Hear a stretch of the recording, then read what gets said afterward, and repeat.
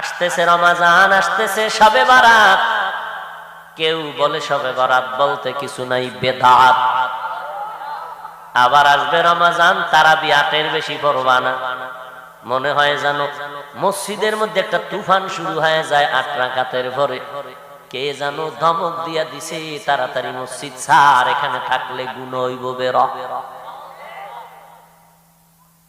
8 রাকাতের পরে একটা ঝড় তুফান শুরু হয়ে যায় মসজিদের ভেতরে, কে কার আগে বের হবে? ও ভাই, আপনি 8 রাকাত পড়বেন পড়বেন না সেটা ভিন্ন কথা, কিন্তু 20 রাকাত ওনাকে একটু খাটো নজরে দেখবেন, এটা বাতিল দলের কথা।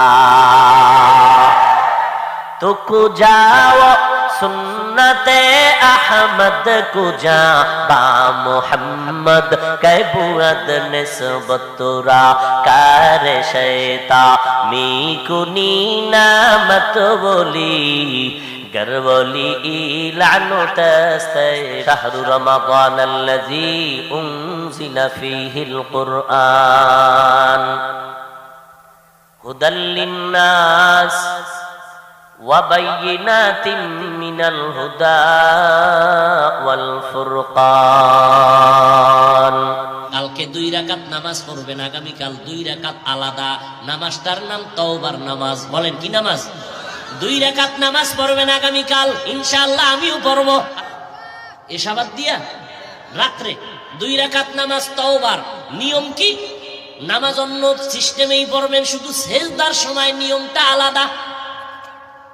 তওবার নিয়তে নামাজ পড়বেন, অন্তরকে আল্লাহর কাছে ছেড়ে দিয়া বলবেন, আল্লাহ আমি আপনার আদালতের আসামি হইয়া দাঁড়াইছি, তওবা করার নিয়তে নামাজে দাঁড়াইলাম। যারা ওয়াজটা দেখছেন ভালো লাগছে, এবার একটা সাবস্ক্রাইব করে দেন, একটা লাইক করে দেন, একটা কমেন্ট করে দেন, পারলে শেয়ার করে দিবেন। ঠিক আছে বন্ধুরা? তো সবসময় আমাকে সাপোর্ট করবেন, আর যারা সাপোর্ট করবেন কমেন্ট বক্সে জানান, আমি আপনাদেরকে সাপোর্ট করবো। ঠিক আছে বন্ধুরা? ওকে।